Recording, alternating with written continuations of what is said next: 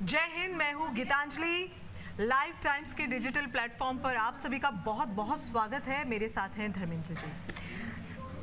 हम बात आज कर रहे हैं हरियाणा की। हरियाणा में बहुत कुछ हो रहा है और उस बहुत कुछ जो चुनाव की तैयारियां हो रही हैं, रैलियां हो रही हैं, उसमें कई तरह की बयानबाजियां सामने आ रही हैं। हरियाणा में चूंकि चुनाव है, ऐसे में कंगना रनौत का बयान भी बहुत मायने रखता है। कंगना रनौत के बयान पर ये कहा गया है बीजेपी की ओर से, ये उनका व्यक्तिगत उनकी राय है, इससे बीजेपी का कोई लेना देना नहीं। कंगना ने भी यू टर्न अपने बयान पर लिया और उन्होंने कहा कि ये मेरी व्यक्तिगत टिप्पणी थी और मुझे इस पर ध्यान रखना चाहिए था कि मैं अब भाजपा की कार्यकर्ता भी हूँ। लेकिन हरियाणा में हो रहा ये भूचाल जो हम इसे कहेंगे, क्योंकि लगातार ये बयानबाजियां भी आ रही हैं धर्मेंद्र जी, ये जो पूरी जो आज रैलियां हुई, कंगना रनौत की बयानबाजियां हुई, कंगना रनौत का यू टर्न हुआ, उसके बाद विपक्ष का हमला हुआ, ये पूरी जो सरगर्मियां रही आज किस और इशारा कर रही है? देखिए 5 अक्टूबर को चुनाव है और हर आदमी को मुद्दा चाहिए। आपको देखिए कंगना के मुद्दे पे जो कांग्रेस एक तरह से हमला कर दिया, राहुल से लेके जो है खड़गे ने हमला किया और इसको जो है इस मुद्दा को भुनाना चाहती है हरियाणा में। वहीं दूसरी तरफ जो मोदी की रैली थी और उन्होंने जो है हमला किया कांग्रेस पर कि दामादों और दलालों का हवाला दे के हमला किया कि एक तरह से वहाँ पे जो है दामादों का जमीन घोटाला वाला मामला था और दलालों का, तो ये दोनों लेके जो है एक तरह से हमला किया गया। धर्मेंद्र जी माफी चाहूंगी, आपको बीच में रोक रही हूँ। ये दामादों और दलालों का हम तो समझ रहे हैं, लेकिन हम चाहते हैं हमारे दर्शक भी समझे कि मोदी जी कहाँ किस और इशारा कर रहे हैं। बेसिकली कांग्रेस पे इशारा कर रहा है। दलालों मतलब वहाँ पर पैसे लिए जाते थे, इस तरह का आरोप लगा रहे हैं कि मतलब पैसा लेन देन का। और दामाद अब समझ रहे हैं, एक ही दामाद है जो जिस पे आरोप लगा था जमीन घोटाला का, तो वो ये ऐसे मुद्दे हैं कि चुनाव के दौरान उठ जाते हैं, बीच में नहीं उठते हैं, सडनली उठ जाते हैं। चूंकि जैसे कंगना का बयान बहुत बार बोली है, लेकिन अब चूंकि हरियाणा में इलेक्शन है तो डिपेंड करता है कि पॉलिटिकल पार्टी कैसे किस मुद्दे को उछालती है। तो इलेक्शन में इस तरह के मुद्दे को उछालती है। कांग्रेस के पास बहुत बड़ा हथियार मिला है, दूसरी तरफ जो है उधर बीजेपी भी एक तरह से हमला कर रही है। जी, कंगना रनौत के बयान को कैसे देखें? हालांकि यू टर्न ले रही हैं, लेकिन किसानों का मुद्दा है, हरियाणा से सीधे तौर पे जुड़ा है। हरियाणा में विधानसभा चुनाव हैं 5 अक्टूबर को। ऐसे में कंगना के बयान को और उनके यू टर्न को कैसे देखा जाए? देखिए कंगना का बयान जो ऐसे मौके पर आया जबकि हरियाणा का चुनाव पिक पे है और इसको कांग्रेस पकड़ ली, तो उसको लगने लगा कहीं ना कहीं जो है बीजेपी को ये भारी पड़ जाएगा। तो फटाफट जो लगता है कंगना को संदेश दिया गया कि जल्दी से अपने बयान से हट जाओ। तो उसने फट से यू टर्न लेते हुए जो है वापस ले लिया बयान, सॉरी बोला है उसने। लेकिन इसको तो कांग्रेस ने कैच कर लिया है और अभी जो है इसको पूरे चुनाव के दौरान जो है कांग्रेस इसका इस्तेमाल करेगी। चुनाव के मुद्दे क्या रहने वाले हैं? देखिए हरियाणा में 3 ही मुद्दे हैं, एक तो है पहलवान, किसान और जवान, और साथ ही बेरोजगारी। कल जो राहुल गांधी ने डंकी का इस्तेमाल किया, वो बेरोजगारी का इस्तेमाल किया और इस पर काफी जी बेरोजगारी का मुद्दा है और किसान का मुद्दा है, पहलवान का मुद्दा है, जवान का मुद्दा है। पहलवान वाला आपको पता ही दे कि जो मुद्दा हुआ था ब्रिजभूषण सिंह पे, और किसान में MSP देने की बात जो थी वो मुद्दा है, खास करके कंगना रनौत की बात है।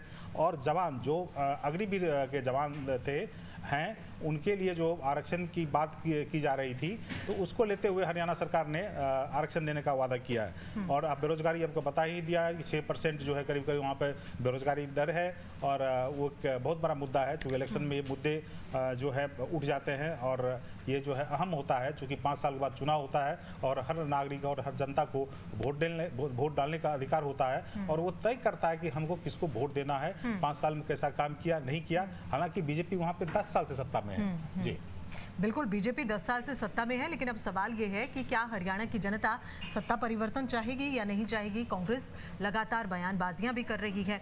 दोनों ही राजनीतिक दल, अगर हम कहें, चूंकि बड़े दोनों राजनीतिक दल हैं और सभी राजनीतिक दल इस चुनाव के दौरान एक दूसरे पर आरोप प्रत्यारोप जो है वो तो चलता ही है। लेकिन अगर हम खास चेहरों पर बात करें, जैसे आपने जवान का जिक्र किया, किसान का जिक्र किया, और इसके अलावा पहलवान का जिक्र किया। यहाँ बीजेपी घेरती हुई नजर नहीं आ रही है, क्योंकि जवान अग्निवीर पर विपक्ष जो है वो सरकार को घेर चुका है। किसानों के मुद्दे पर सरकार पहले ही घिरी, 3 कानूनों को वापस ले लिया। उसके बाद में पहलवान जो हुआ पहलवानों के साथ, वो भी सब जान रहे हैं। देखिए पहलवान के मुद्दे पे जो है, देखिए एक तरह से पहलवान के मुद्दे पे विनेश फोगाट जो है वो कांग्रेस से चुनाव लड़ रही है और बजरंग पुनिया भी जो है कांग्रेस में उनको दे दिया गया। तो पहलवान का मुद्दा जो राजनीतिक से शुरू हुआ था और राजनीति में ही जो है वो पॉलिटिकल पार्टी में बट गया है। दूसरी तरफ किसान की बात, जो किसान में जो कहीं पे जो बीजेपी सरकार एमएसपी देने का वादा नहीं किया था, लेकिन यहाँ पर 24 फसलों का एमएसपी देने का वादा किया, क्योंकि किसान जो है एक बहुत भारी तादाद में है और वो निर्णय करता है किसकी सरकार बनेगी और किसकी नहीं बनेगी। तीसरी बात है जवान में जैसे अग्निवीर का बात मैं बताया कि जवान का मुद्दा है और रहेगा, लेकिन चूंकि लोकसभा में नुकसान होने के बाद जो है बीजेपी को ये सूद आई कि ये किसान और जवान से मुझे नुकसान हो सकता है, तो जवान पे भी उन्होंने खासकर बीजेपी ने 10% आरक्षण देने का वादा किया है। तो एक तरह से बीजेपी कोशिश है कि इसको कैसे जो है लोगों के गुस्से को कम किया जाए, कम से कम कितना कम नुकसान होता है वो उस पर नजर है, लेकिन डिपेंड करता है कि जनता इसको कैसे लेती है। लास्ट मोमेंट में आप कोशिश करते हैं और किसके पिटारे में जनता के लिए क्या है, सबसे इम्पोर्टेंट ये है। अगर हम इस पे बात करें तो किसके पिटारे में जनता के लिए क्या है कि हरियाणा की जनता विश्वास करे। देखिए आपको पता ही है कि वहाँ पे चुनाव जो है 5 अक्टूबर को है और बीजेपी और कांग्रेस का जो मैनिफेस्टो है जारी हो चुका है। सब अपने अपने ढंग से लुभाने का कोशिश किया है। तो मैं आपको बता दूं कि खास करके कांग्रेस मैनिफेस्टो में क्या है, 2000 रुपया जो है प्रति महिला को देने का वादा किया है। LPG गैस जो है 500 रुपये में देने का वादा किया है और 6000 रुपया सीनियर सिटीजन को देने का वादा किया है। ओल्ड पेंशन नीति जो है उसको लागू करने की बात कर रही है। खास करके कांग्रेस का जो मुद्दा रहा है MSP, उसको लागू करने की बात कर रही है। और गरीबों के लिए जो है 100 गज प्लॉट है और भी राहत देने की बात है, ड्रग फ्री करने की बात है। और जो आपका ये आयुष्मान भारत की तरह जो एक तरह से इलाज होता है, तो वहाँ पे चिरंजीवी योजना है, उसमें 25 लाख देने की बात की है। सॉरी। उसके बाद खास जो है ये दिल्ली में जब बिजली के मुफ्त की राजनीति शुरू हुई थी, तो हर सरकार जो है ये कोशिश करती है बिजली के मुद्दे को भी लाया जाए। तो कांग्रेस ने 300 यूनिट बिजली का फ्री करने की बात की है। जहां तक बीजेपी की बात करा दें तो बीजेपी ने महिलाओं को करीब 2100 रुपये पर महीने देने की बात की है, 2 लाख नौकरी देने की बात की है। अग्निवीर योजना को जो है वो 10% आरक्षण देने की बात की है, 5 लाख लोगों को आवास देने की बात की है। जो MSP का बात मैं बता रहा था, 24 फसलों पर MSP देने की बात की है। 5 लाख लोगों को अन्य रोजगार देने की बात की है। और आयुष्मान योजना जो है वहाँ पे 10 लाख जो है आप इंश्योरेंस इलाज करा सकते हैं। कंपैरिजन करें तो महिलाओं बुजुर्गों की बात तो दोनों ने की है, लेकिन यहाँ नौकरी की बात बीजेपी ने की है। नहीं, नौकरी की बात युवा अगर हम कहें, जी युवा जो है इस बात से कितना आकर्षित होगा इस बात को लेकर? वहाँ पे बीजेपी ने भी किया है, कांग्रेस ने भी किया, कुछ कॉमन चीज़ है। तो रोजगार की बात में बीजेपी ने भी किया, कांग्रेस ने किया। फ्री सिलेंडर की बात जो है 500 रुपया में बीजेपी ने देने का वो किया है, कांग्रेस ने भी किया है। फ्री इलेक्ट्रिसिटी का जो है कांग्रेस ने किया है। यहाँ पे जो है वो MSP लाने की बात कर रही है, घर देने की बात कर रही है।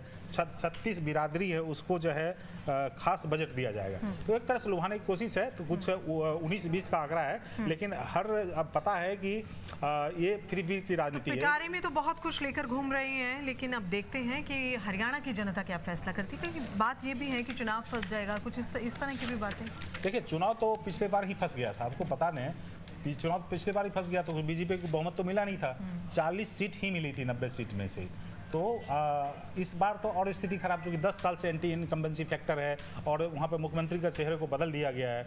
लेकिन सबसे बड़ी बात जो है, आप एक सवाल मैं बता दूं कि जो आपने भूल गया, मैं बता दूं कि इसमें चेहरे जो बहुत हैं, बहुत दावेदार हो गए हैं। दावेदार देखिए, मैं आपको इस पे दिखा दूं कि कांग्रेस की तरफ से हुड्डा है, सेल्जा है, इसके बाद वहाँ पे रणदीप सुरजेवाला ने दावा किया है। उसके बाद इधर से देखेंगे कि सैनी है और उसके बाद अनिल विज है, उसके बाद वहाँ पे राव, इंद्रजीत सिंह राव, इंद्रजीत सिंह राव, वो भी जो है अपने मुख्यमंत्री की बात किया है। तो एक तरह से 3 चेहरे इधर से हैं, 3 चेहरे ये हैं। यदि बीच में फंस जाता है तो देखिए केजरीवाल यदि कुछ सीटें मिल जाती है और इसके बाद जो आपको दुष्यंत चौटाला को सीट मिल जाती है, तो ये यदि हंग असेंबली होता है तो इसमें इन दोनों का किरदार बहुत अहम हो सकता है। इसमें भी चेहरे बदल सकते हैं यदि हंग असेंबली हुआ।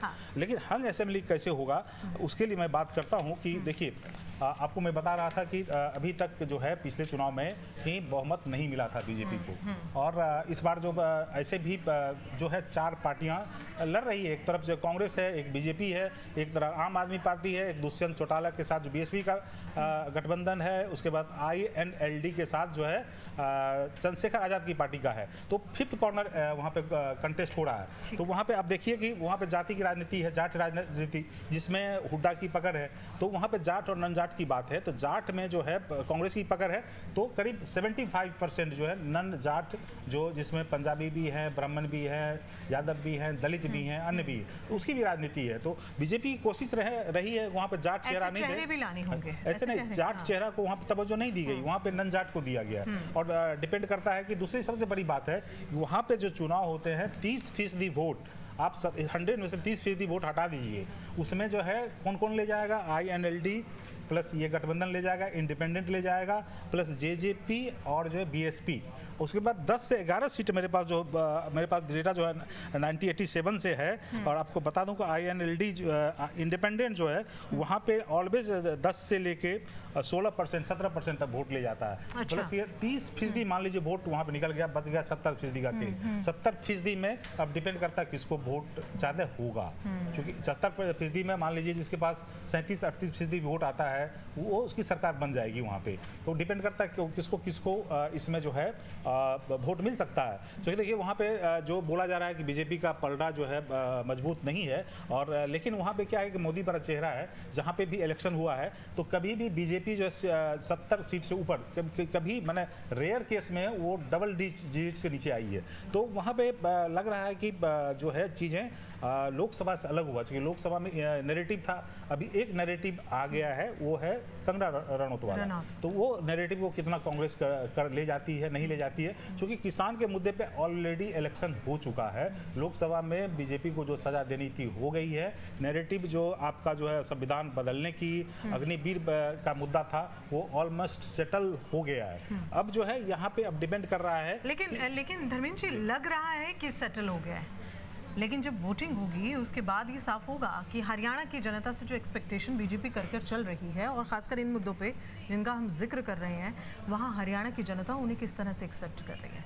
पिटारे में बहुत कुछ है, जनता कितना विश्वास कर रही है, ये सब चीजें जो फैक्टर्स हैं। वही मैं दो तीन तो बताया। देखिए एंटी इनकम्बेंसी, किसी भी स्टेट में आप 10 साल शासन करते हैं तो एंटी इनकम्बेंसी फैक्टर होता है। एक तरह से किसान नाराज है और उसको नाराजगी को कम करने की कोशिश की गई है। जवान नाराज है, उसको कम करने की कोशिश की गई है। बिल्कुल, नाराजगी कम करने की कोशिश तो की गई है, लेकिन वो सही नाराजगी कम होती है नहीं होती है, ये जो है उस पता चलेगा। और इस पर बीजेपी घिर भी सकती है परिणाम में। हाँ, लेकिन एक बात बता दूं, वहाँ पे किसी भी पार्टी को बहुमत मिलने की संभावना बहुत कम है, क्योंकि ऐसा 5th कॉर्नर कंटेस्ट है, वहाँ पे कम से कम बीजेपी 30%। धर्मेंद्र जी, मुद्दा हमारा ऐसा है कि लग रहा है कि इस पर अगर हम चर्चा करेंगे तो शायद पता नहीं कितनी लंबी चर्चा हो जाएगी, क्योंकि हरियाणा में विधानसभा चुनाव और ऐसे में जो सभी राजनीतिक दल दमखम दिखा रहे हैं, और जैसे अभी आप भी जिक्र कर रहे थे, एक की सरकार बहुमत में तो बनने से रही।